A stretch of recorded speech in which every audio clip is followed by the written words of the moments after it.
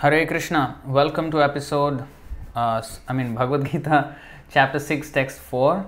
And today we are going to read this very simple verse after the prayers. Om Namo Bhagavate Vasudevaya, Om Namo Bhagavate Vasudevaya, Om Namo Bhagavate Vasudevaya, Om Ajnanatimirandhasya Jnananjana Shalakaya Chakshurunmilitam Yena Tasmai Shri Gurave Namaha Shri Chaitanya Manobhishtam Sthapitam Yena Bhutale Swayam Rupa Kada Mahyam Dadati Svapadantikam Vandeham Shri Guru Shri Yutapadakamalam Shri Gurun Vaishnavamscha Shri Rupam Sagrajatam Sahagana Raghunathanvitam Tam Sajivam Sadvaitam Savadhutam Parijana Sahitam Krishna Chaitanya Devam Shri Radha Krishna Padan Sahagana Lalita Shri Vishakhanvitamscha He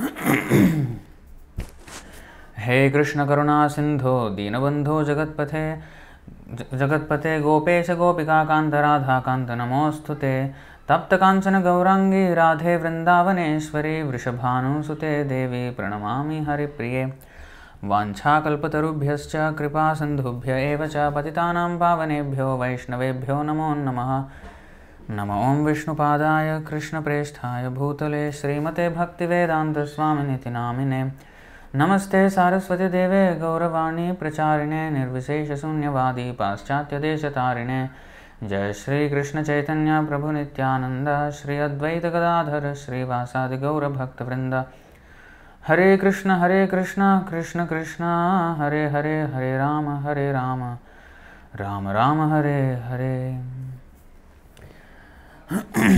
So welcome to this episode of Bhagavad Gita. So we will go to this verse. Today's verse is chapter 6, text 4. We will chant word by word as in here, and then line by line after that. So please repeat after me. Yada hi na indriya artheshu na karmasu anushajjate sarvasankalpa sannyasi yoga arudha tada uchyate yada hinendriyartheshu na karmasvanushajjate sarvasankalpa sannyasi yogarudhastadochyate. Yada, when, he, certainly, na, not, indriya artheshu, in sense gratification, na, never, karmasu, in fruitive activities, anushajyate, one necessarily engages, sarvasankalpa, of all material desires, sannyasi, renouncer, yoga arudha, elevated in yoga, tada, at that time, uchyate, is said to be. Translation and purport by His Divine Grace A.C. Bhaktivedanta Swami Srila Prabhupada Ki Jai. When a person is fully engaged in the transcendental loving service of the Lord, he is pleased in himself, and thus he is no longer engaged in sense gratification or in fruitive activities. Otherwise, one must be engaged in sense gratification, since one cannot live without engagement. So, just a point here, just in case people miss it. You see, when he is in transcendental, fully engaged in loving service of the Lord, he is pleased in himself. It's not that he is pleased with himself, he is pleased in himself. Yeah? That means, he is internally satisfied because he is connected with the Lord. He is not pleased with himself like a narcissist. Yeah? Please, that's why this in is very important, not with. Yeah? A devotee always by nature thinks that he is not adequate, he is not doing anything. So he is not actually pleased with his thing. It's not like he is depressed, but that in that attitude of lacking devotion, he actually will improve like that. he will actually go higher and higher, and with humility one can actually advance in spiritual life. Okay. So when a person, again I'll read the whole thing, when a person is fully engaged in the transcendental loving service of the Lord, he is pleased in himself, and thus he is no longer engaged in sense gratification or in fruitive activities. Otherwise, one must be engaged in sense gratification, since one cannot live without engagement.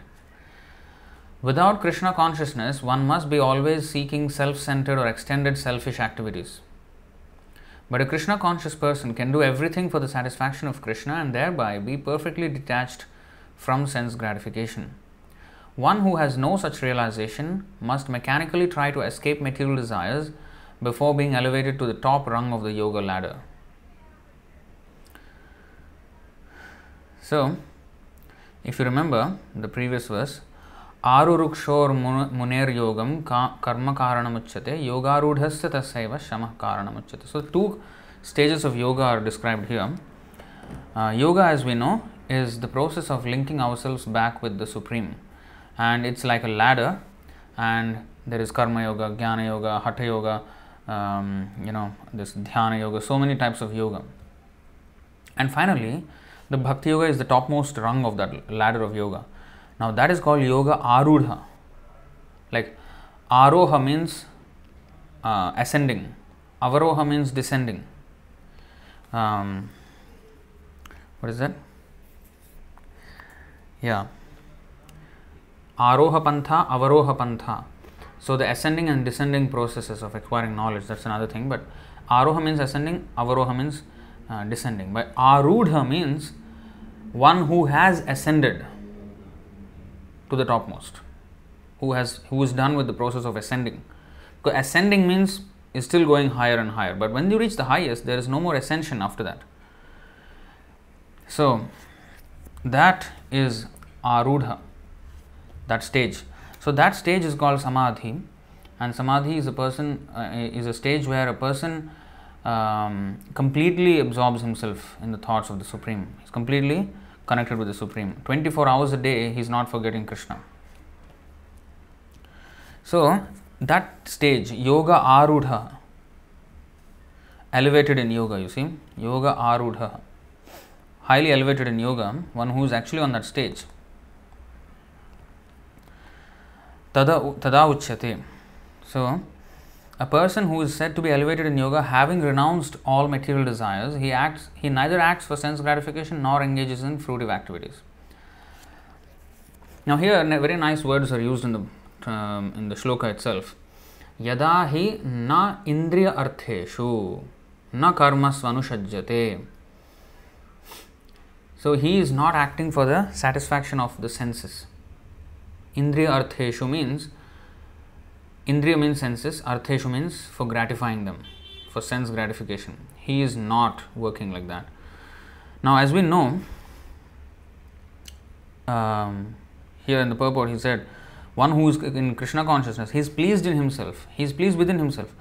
That is explained in this 5th chapter, 22nd verse. It said,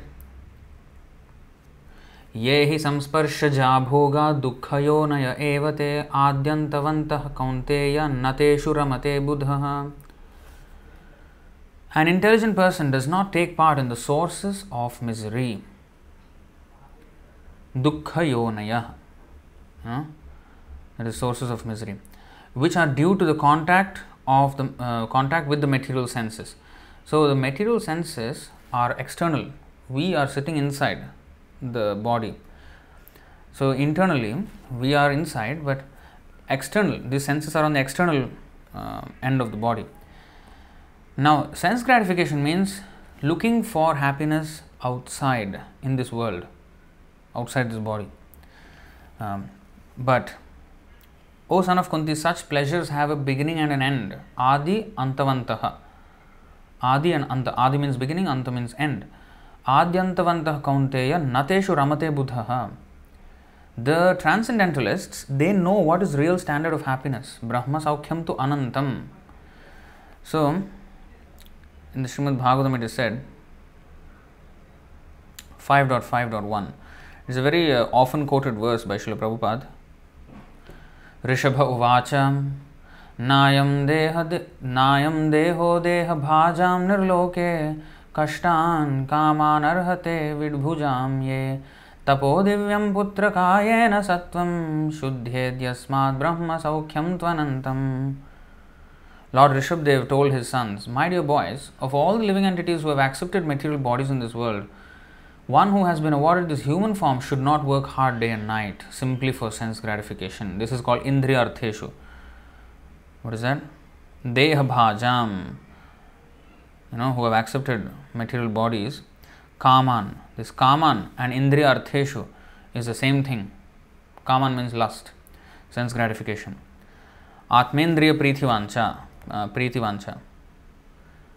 Atma Indriya, that means one's own senses. Pritivancha, the desire to satisfy one's own senses. That is sense gratification.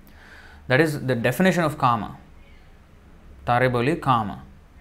So in this word, Kashtan Kaman Arhate Vidbhujamye. So he should not work hard day and night simply for sense gratification, which is available even for dogs and hogs that eat stool. Now in the other verse, in the 5:22, it is said, Adi Antavantah, there is a beginning and an end. It's not worth pursuing such material pleasures. But here, an even more stronger word is used. They are pursued by dogs and hogs who eat stool. So basically, it's giving us a strong signal, strong message that we should not chase these, otherwise we'll be no better than dogs and hogs, stool eating animals. One should engage in penance and austerity to attain the divine position of devotional service. By such activity, one's heart is purified, and when one attains this position, he attains eternal blissful life, which is transcendental to material happiness and which continues forever. The exact Sanskrit words are Shuddhyet, Sattvam Shuddhyet, means our existence becomes purified, and Yasmat, in such purified state of existence, Brahma Saukhyam tu Anantam, we will be able to experience spiritual happiness which does not have a beginning and an end. So, that Nateshu Ramate Buddhaha, the intelligent persons who know these things, the difference between spiritual and material, they rather engage in spiritual activities which give eternal happiness. Why? Why waste that same time in temporary things? So, that is intelligence. So, here it is said same thing, Yadahi Nendriyartheshu, Na Indriya Artheshu. He does not take part in the sense gratification. Na karmasu anushajjate. He does not engage in fruitive activities. Karma. As we know, there are three types of karma. Karma, vikarma, akarma. Karma means sanctioned action. Pious actions, which will give you better future results in this material world. A higher status of life, like that. Vikarma means sinful actions which will drag us down to hellish punishments or even animal kingdom. And then there is akarma, which is action without material reaction, which is devotional service, which is transcendental to karma and vikarma. It is transcendental. It actually is the devotional service to Krishna. So that is akarma. So these three kinds of actions are there, and actions, na karmasu anushajjate, he does not even try for pious results of activities, because even those will only award us repeated birth and death. A Brahma Bhuvanalokan Punaravartino Arjuna, 8th chapter, 16th verse. Even from the topmost planet of the universe down to the bottommost is only a sources, there are only places of misery. Mamupetya kaunteya punarjanmana vidyate. From the highest planet in the material world down to the lowest, all are places of misery wherein repeated birth and death take place. But one who attains to my abode, O son of Kunti, never takes birth again. So, even if I get some higher birth, that is not going to stay. So, why pursue such limited pleasures? Pursue the unlimited pleasure. So, that is what this is teaching us, Bhagavad Gita. So, karmasu, na karmasu anushajjate, he does not engage in such activity which will give any type of reaction in this material world. And sarva sankalpa sannyasi. So, sankalpa means actually determination or decision or vow. You see? So, anything that we pursue we have some kind of vow with it. Otherwise, we won't pursue anything, right? Whatever it is, whether we are forced to take the vow or whatever it is, we have some obligation and we take some kind of commitment. Yes, the commitment. So, Sarva Sankalpa Sannyasi. Here it is said that he gives up all kinds of material desires. Now, Sankalpa means, as we know, it's here it is translated as of all material desires. Actually, that's where the Sankalpa starts from. So, Sankalpa is our desire and then our determination to execute on that desire and satisfy that desire. So, desire is when you only look at the finish line, but you are at the start line. But to actually run and reach the finish line, that is the endeavor which which we try to run. And that's the whole endeavor in this material world. Everybody has some kind of a finish line they want to draw for themselves, and then they want to run towards it, thinking that that finish line will give me happiness. But when they reach it, they only realize that it doesn't give that happiness. So anyway, that's the nature of the material world. But Sarva Sankalpa Sannyasi, he gives up all kinds of material desires and therefore he gives up all kinds of material endeavors. Now, does that make the person lazy? He doesn't satisfy his senses, and he doesn't work, he doesn't have any desires. So what is he doing? So it's not that he has become inactive at all. Akarma means not there is no karma. All material activities stopped. Karma means, as we know, karma means the action and reaction. So karma means that kind of work which will give us reaction. Akarma means which does not give. So, but it sounds like akarma means inactivity. Karma means activity. Karma means also activity. And akarma, can be defined as inactivity also. So it is certainly inactivity on one plane, but it is only because there is complete absorption in activity in another plane. I mean, for example, if I am sleeping, I am not awake. If I am awake, I am not sleeping, right? So if I am doing one activity, I am not doing the other. Let's take, for example, a sports person. Now, suppose he is in a school, he is studying, maybe secondary school or something like that, but he is exceptionally good in sports and he is representing the country for some reason, whatever it is. Now, when he is playing for the country, he is not found in his classroom.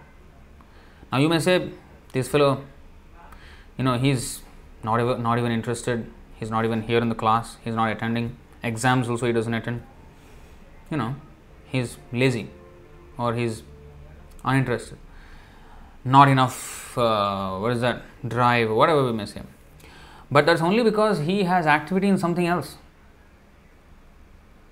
Even the person who is lazy, he is active somewhere else. Because suppose he is just watching video games, he is active in playing video games. How much that activity is worth, that's another question. Many activities are not worth because they don't yield permanent results. In fact, every material activity is worthless because of that. So, but he is active. The principle is, the point I am trying to make is, he is active wherever he is. If he is not doing this, he is doing something else. Whether that something else is worth the time and effort, that's another question. But everybody is active. That's the nature of the soul, to be active. Because we can't be inactive. We are living entities. So by nature we are active. That cannot be changed. Now, Sarva Sankalpa Sannyasi. So if all material activities, all material desires are given up, that means what does he do? So he has spiritual desire. The desire is to serve Krishna. That's why Satnyasi, renouncer. Renouncer means, Satnyasi means one who gives up everything for the purpose of Sat, the eternal truth. So that is Krishna. Satyam Param Dhimahi, Om Namo Bhagavate Vasudevaya. This is Srimad Bhagavatam, first verse. So he is the supreme absolute truth. You see? So Sarva Sankalpa Sannyasa. So every other desire given up. So that is also stated in this verse in the 12th chapter verse 16. Anapeksha shuchirdaksha udasino gatavyatha sarvarambha parityagi yomad bhaktah same priya. This phrase I want to highlight. Sarvarambha parityagi. Sarva arambha, you see, of all endeavors. Parityagi, renouncer. Sannyasi, renouncer. Same thing. So arambha means start, beginning. Sarva arambha means all beginnings. Why is it translated as all endeavors? Why do we endeavor? Because we have a desire, and then we want to fulfill the desire, and therefore we endeavor. So our desire is the arambha, the starting point of that action. So if you want to go to your office, then you will go to the bus stop or the train station and take the particular train or this particular bus in that direction and then go. So your endeavor is to go to a place, but then your desire, the arambha, why did you even go there? It's not that we go to the bus stop and then decide what to do now. No, we already have a desire, and then we want to reach a certain place at a certain time, and then we take accordingly our steps. So this is endeavor. So all of them have an arambha because there is a desire. So desires are the arambha, starting point of all our endeavors. And sarvarambha parityagi, that means he doesn't have any desires for which he endeavors to fulfill. So that is sarvarambha parityagi. This is same as in today's verse, sarva sankalpa sannyasi. Sarvarambha parityagi, sarva sankalpa sannyasi. There's absolutely no difference, because all desires given up. Then you may say, hey, but he's always active, he's doing so many things, devotee, we are supposed to do so many things. So what is that? So that has to have arambha, right? What is that endeavor then? So we are chanting 16 rounds, or we are trying to organize a festival, or construct a temple, or sell books, or whatever it is. So what are they then? What endeavors are they? Those endeavors are basically executions of order of the spiritual master, who is representative of Krishna. So Krishna has done the arambha. He has said, Sarvadharman parityajya mamekam sharanam vraja. He has said, do like this, give up all kinds of so-called religion and surrender unto me, because that is real religion. So he has said, and we are just following his arambha, endeavoring on fulfilling his order. A waiter, he takes the order from the customer in a restaurant, and then he just brings. He doesn't decide what to bring for the people sitting at the table. If he decides, then he started it. He is responsible for whatever it is. But he did not. He goes and takes the order and goes there and brings those things and serves them. So similarly, a devotee is like that. He takes the order from Krishna and he executes on that order. How he takes the order from Krishna? From the spiritual master, from the devotees who are serving the spiritual master. He takes the order and then he tries to execute on it. So that's why the arambha is his, the sankalpa is Krishna's. So one has to do that. So one should be busy, so busy with that activity that there is no time for this indriyartheshu karma. All this material kinds of work. So this is basically the principle of Krishna consciousness. Everything is stated in this verse, that one should not work for one's own sense gratification, but should work with full endeavor to satisfy Krishna's senses, and that is called Rishikena Sevanam.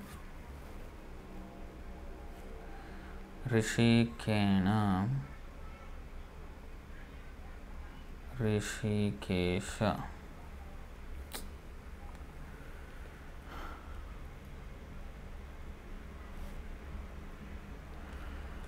सर्वोपाधि विनिर्मुक्तं तत्परत्वेन निर्मलं हृषिकेण Rishikesh सेवनं bhaktiruchyate. Bhakti or devotional service means engaging all our senses in the service of the Lord, the Supreme Personality of Godhead, the master of all the senses. When the spirit soul renders service unto the Supreme, there are two side effects. One is freed from all material designations, and one's senses are purified simply by being employed in the service of the Lord. So this is the effect of serving the Lord. So our senses, you see, the side effect is that the senses are completely purified simply by being employed in the service of the Lord. What is this purification of senses? That means they are not engaged in sense gratification. That is the purification.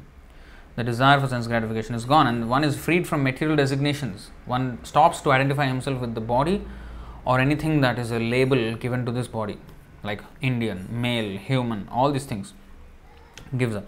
So this is only possible if we are engaged in the service of the Lord, 100%.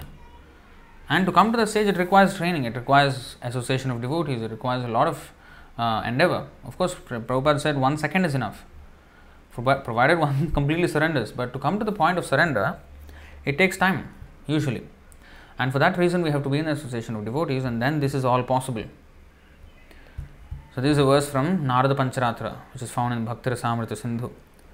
So this is the whole gist of the Krishna consciousness movement, that as a soul we cannot stop to be engaged, but our engagement should be purified, which means that we have to serve the Lord only.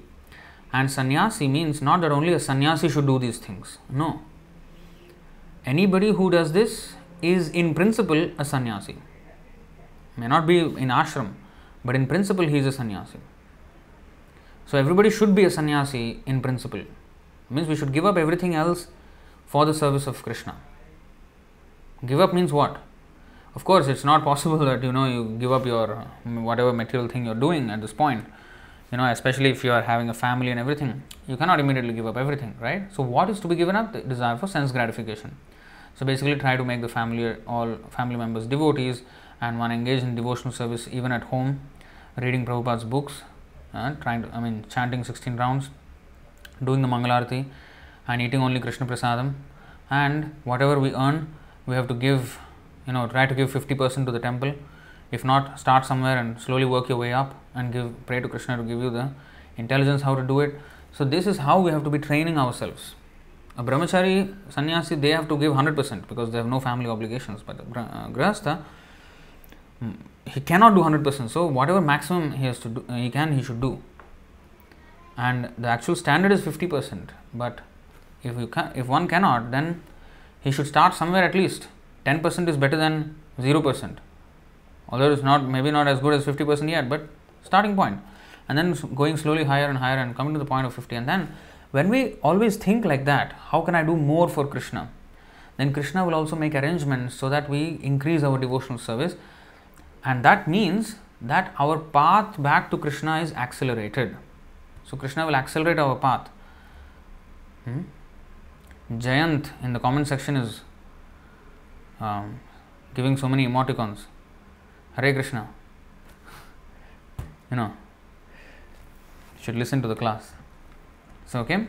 So, in that way, we have to always progress ourselves in the path back to Krishna consciousness.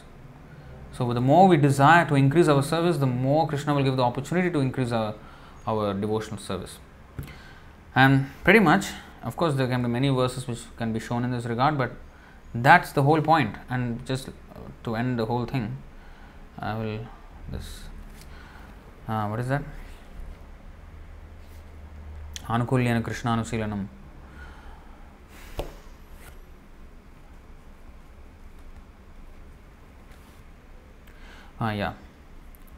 So, Anyabhilashita shunyam jnana karmadi anavritam anukulyena Krishnanusilanam bhaktiruttama. One should render transcendental loving service to the Supreme Personality of Godhead favorably and without desire for material profit or gain through fruitive activities or philosophical speculation. That is called pure devotional service. So we have to come to this point of Anya Abhilashita Shunyam. Here, today's verse, it says Sarva Sankalpa Sannyasi. Here it is said Anya Abhilashita Shunyam. Here it is not said Sarva Abhilashita Shunyam. Anya Abhilashita Shunyam. So, every other desire than serving Krishna favorably should be given up. Anya. Anya means everything else. Sarva means all. But it actually means the same thing here also. Because in today's verse, Sarva Sankalpa Sannyasi. Why didn't he say Anya Sankalpa Sannyasi? because he is talking about here material activities, and in that it is said Sarva Sankalpa. And just like when the Supreme Lord, it is said that Nirakara. Nirakara means he doesn't have a form. But that doesn't mean he doesn't have a form. He doesn't have a form like what we perceive in the material world. But he has spiritual form. Sachidananda Vigraha. So that is there. So sometimes these words, when Sarva is used, when he is talking about material, we should understand the context. Indriya Artheshu, Karmasu. So these words are used in the previous lines of the verse. So this is in relation to material desires and activities. So in those fields, Sarva Sankalpa Sannyasi. And the word sannyasi itself means one who has given up everything for the satisfaction of Sat. That is Satyam, the supreme truth. So that's pretty much the end of the session. So I think the shortest live stream we have had. We'll take questions now.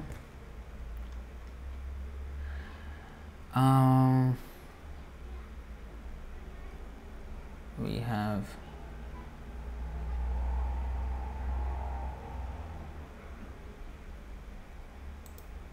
Rajagishwar Prabhu is asking, it is Srila Prabhupada. What is Shil Prabhupada?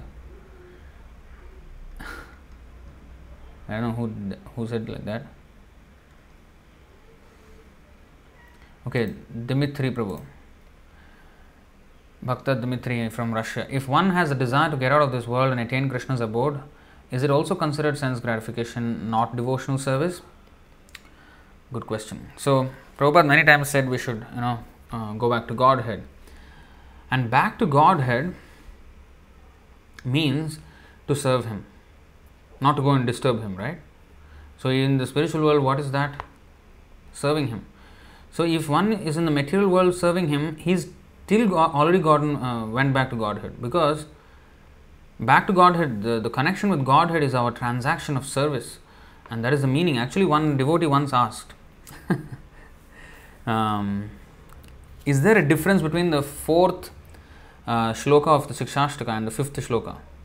Why does it look contradictory? So, let me take you to that. Na dhanam, na janam. Okay.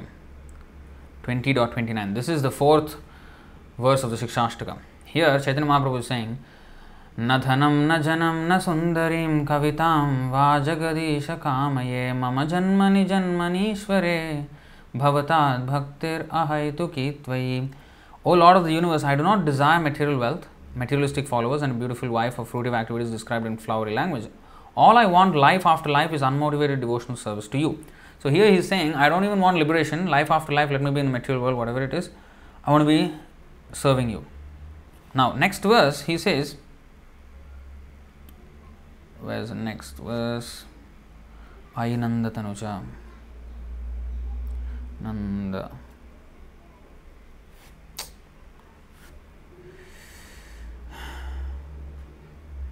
20.32. Okay. Ainanda Tanuja Kinkaram Patitam Mam Vishame Bhavam Budhau Kripaya Tava Pada Pankaja Sthita Dhuli Sadrisham Vichinda. O my Lord, O Krishna, son of Maharaj Nanda, I am your eternal servant, but because of my own fruitive activities I have fallen into this horrible ocean of nations. Now please be causelessly merciful to me. Consider me a particle of dust at your lotus feet. So, save me from this ocean of birth and death and put me as a dust at your feet, which is in the spiritual world, right? So one devotee asked Prabhupada, why these two verses are opposite? One thing he is saying, one side, fourth verse is saying, I don't want to go to the spiritual, I'm not asking you to take me to the spiritual world, and next he is saying, please take me to the spiritual world and make me a particle of dust in the spiritual world at your feet. So Prabhupada says there is no contradiction, because when one is serving Krishna, he is already with Krishna. There is no separation. So the separation is only felt or only experienced when we are in a state of viyoga from Krishna, disconnected from God. That's when we experience such separation. Oh, there is no God and I don't care and all these things. Or even when one is trying to become a devotee, he still feels, oh, he is not with Krishna, because he is not purified himself completely. And that's why we feel, oh, Krishna is in the spiritual world, I am in the material world, I have to go back there. But then, when one is in pure devotional service, he realizes that there is no material world in the first place. For a devotee, Vishwam Purna Sukhayate, whole material world is full of happiness because he is serving the Lord. When he is serving the Lord, he doesn't even notice what his outward body is undergoing or what. He is not concerned. He is getting as much bliss as he would get in the spiritual world. In fact, Radharani even said that I prefer that Krishna is not with me. Because when Krishna is not around, then I see the whole world filled with Krishna. But when he is in front of me, I see him in only one place. So I rather see him everywhere by being separated from him. But what is that separation? Now, in the material, because of a lack of a proper word to explain it, in this material world we use the word separation, but actually it is more unison than union.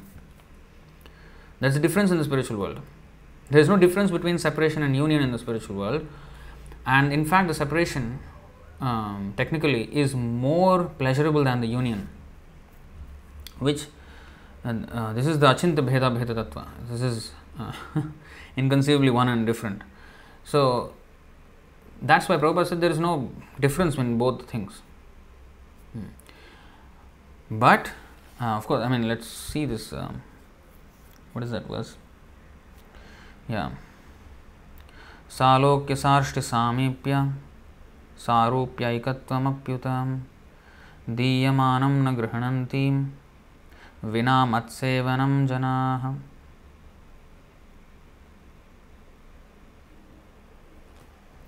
3:29-13 of Srimad Bhagavatam. A pure devotee does not accept any liberation, any kind of liberation, Salokya, Sarshti, Samipya, Sarupya or Ekatva, even though they are offered by the Supreme Personality of Godhead.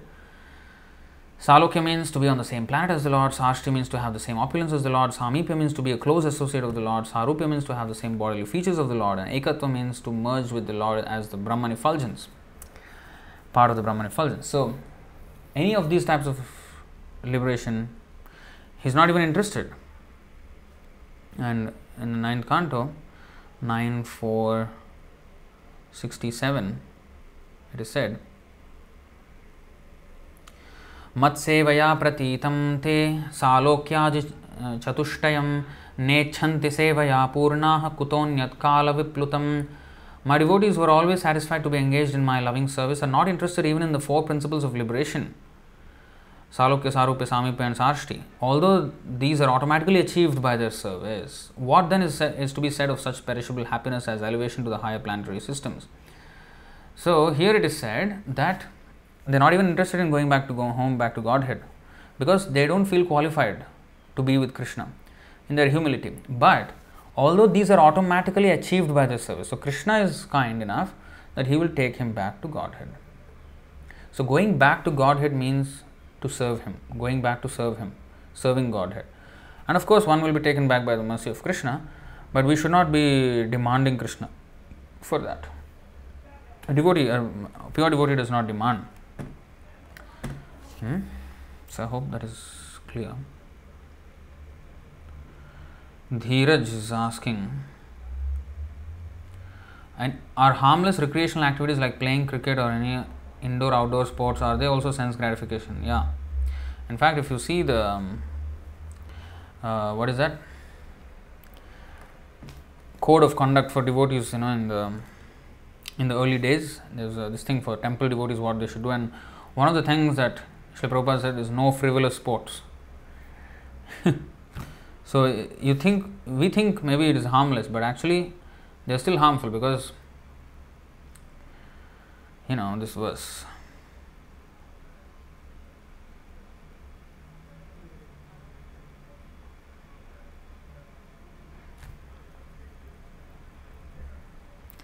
Here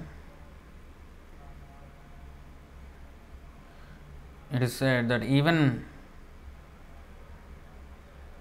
Vishnu Puran, Saha nistanmaha chhidram samoha sacha vibhramaha yanmuhurtam shanam vapi vasudevam nachintayet. If even for a moment remembrance of Vasudeva, the Supreme Personality of Godhead, is missed, that is the greatest loss, that is the greatest illusion, and that is the greatest anomaly. So we forget when we play all these things, when we get engrossed in material activities, we forget. So therefore, they are not serious devotees should not be engaged in these things.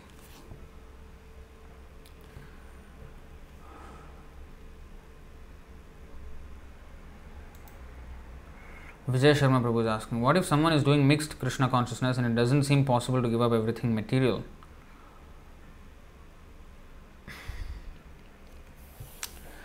One should continue in his position to hear, because with hearing and chanting, one will.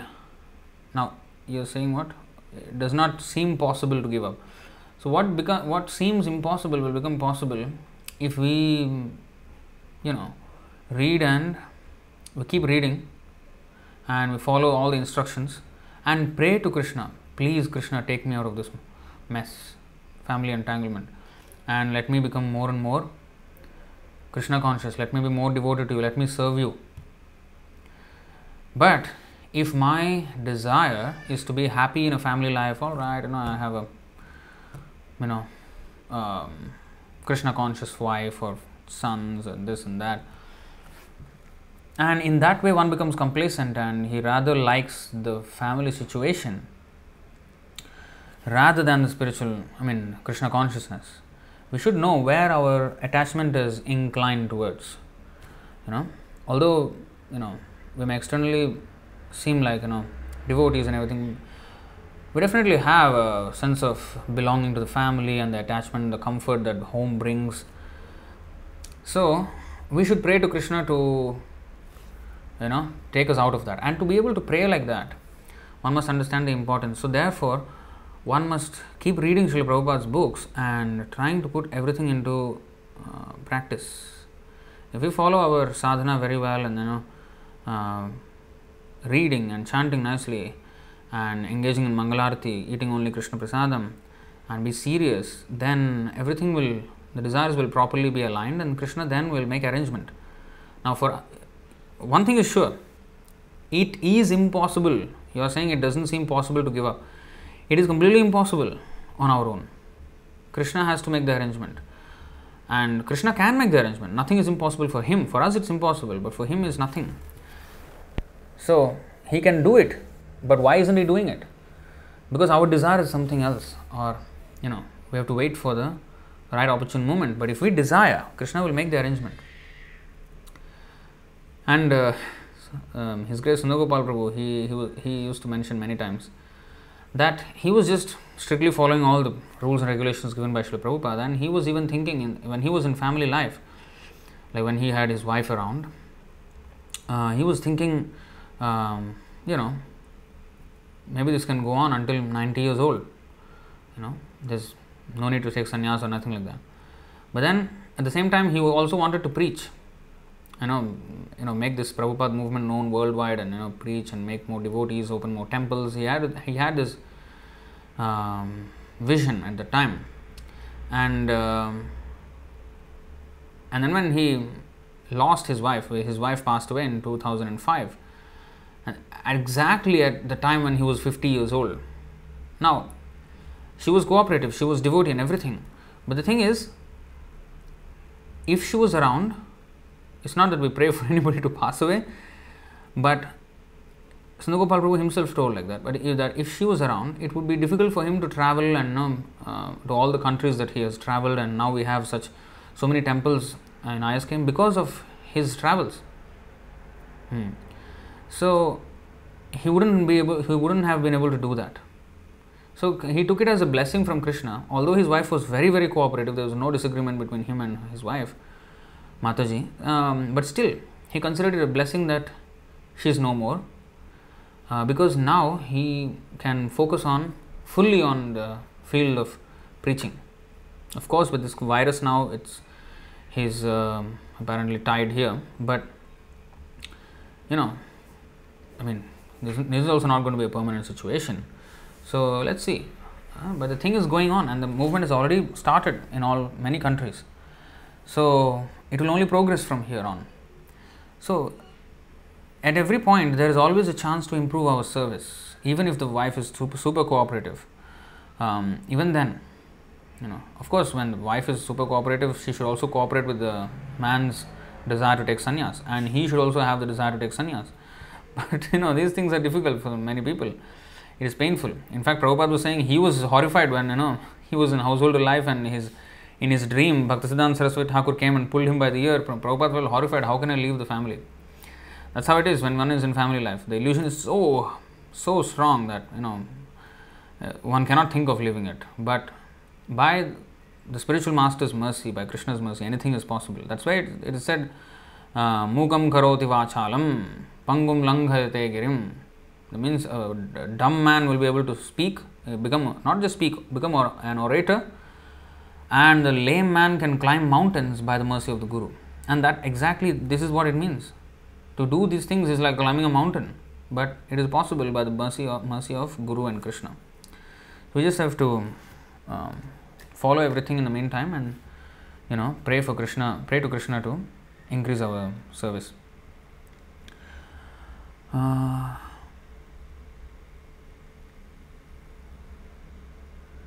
Dimitri is saying people like sports because this way men can watch girls and enjoy senses. Yeah, if you see sports like tennis, when the woman plays with such a short skirt, swimming, what do they actually see? These are all very frivolous activities. Dheeraj, is it practically possible to be in Krishna consciousness 100% without performing any self-motivated nonsensical material activities? Sometimes I get bored when I try to do only Krishna conscious activities without anything else. Please guide. It's because of so much available sense gratification. If that sense gratification was not allowed, we would be engaged in Krishna consciousness. But with this 21st century technology, sense gratification is available at the fingertips. So, if we are bored, that means we haven't understood the principle of Krishna consciousness. Krishna consciousness is not an imposition on the mind. Actually, when one is in Krishna consciousness, the material activity will be very boring. Like if you are, for example, let's take this. If you are a devotee, for those devotees, they will know that if they hang around a little bit with the non-devotees, the topics are extremely boring. There is no substance, there is no meaning in those conversations. Just talking about some mundane things, and it is exhausting, such conversation. But here we can talk about Krishna forever. We can always have very enlightening conversations about Krishna. Parasparanu kathanam, pavanam bhagavadyashaha. So these are all purifying conversations and very enlivening conversations, enlivening discussions, topics, whereas the materialists, what they have, talking about the coronavirus, or talking about this politician did this wrong and that, or this team won and that team lost, and ultimately they hold in no meaning in life, and it's just exhausting participating in such conversations, for devotees at least. The materialists may be very interested in such because they are not devotees. So for the devotee, material activities are very, very boring. Not just boring. Boring is a word. It's meaningless. You know it is pointless. You are in a place where all the conversation is pointless. So why even be there? You think like you're wasting your time. So we need to get that attraction for Krishna consciousness, and that's why we have to read Prabhupada's books. If we read his books, then of course we are not in the level of Haridas Thakur, where the whole 22 hours we can chant Hare Krishna. We have no such stability. But therefore, Srila Prabhupada gave us many different types of activities. If you are unable to do one activity for long, then try another one. Maybe try harmonium for a while. Practice some mridanga, practice some harmonium. Go out and distribute some books. Push yourself, and then do some service. Get yourself some service and do it. If you don't know what to do, then ask the devotees what I can do from where I am. So you find out like that, and then engage in some service. So that will be very helpful, constructive. Recreation, yes, it is said nidrahara viharasya. Bhagavad Gita, chapter 6, text, I guess 17. Yuktahara viharasya yukta cheshtasya karmasu yukta swapnavabodhasya yogo bhavati dukkhaha. He who is regulated in his habits of eating, sleeping, recreation and work can mitigate all material pains by practicing the yoga system. So here the word recreation is used. Viharasya means recreation. Now, this recreation can be Krishna conscious recreation, like reading a story about Krishna, that's recreation. Learning some harmonium, learning how to play it, or learning some mridanga, learning some Vaishnava song, learning some shlokas, that's you may say that is study, but or you may do something which is maybe some video editing or write some article for Krishna, something like that. We can change our engagements but keep it related with Krishna. Yeah, we are not on the level of Haridas Thakur that we can chant Hare Krishna all the time, but we can engage in Krishna's service this way or that. Actually, honestly, without having temple devotees' guidance, we don't get the discipline to be steady in this path. Our mind is just jumping like monkey. So we need to be disciplined also. It's not that, my mind is like this, so I need to jump to this activity, that activity. No, we also must endeavor to actually, understand the importance of what we're doing and then train our mind with knowledge. So all these things are necessary.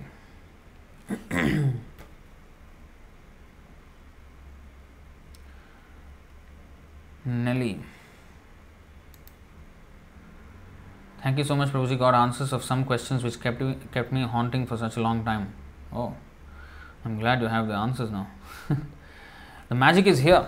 I mean, this Prabhupada's books. That's where all the answers are. Dimitri Bhakta Dimitri asks, when I was hanging out with my friend materialist, I stopped chanting and reading for 2 days because of that. Carefully choose your association. Yeah, see how contaminating. The thing is, even if you leave, if you are sincere, then you will realize, what is this? What am I doing? Then you will realize the power of Maya, and then how meaningless it is, and again you will come back. So that's the power of Krishna consciousness. Alright, I think we'll stop here then. Thank you all very much. We will see you again tomorrow with the Tattva Darshan show. Hare Krishna. Jai Srila Prabhupada ki jai. Ananta Koti Vaishnava Vrinda ki jai. Nitai Gaur Premanande. Hari Hari Bol. Hare Krishna.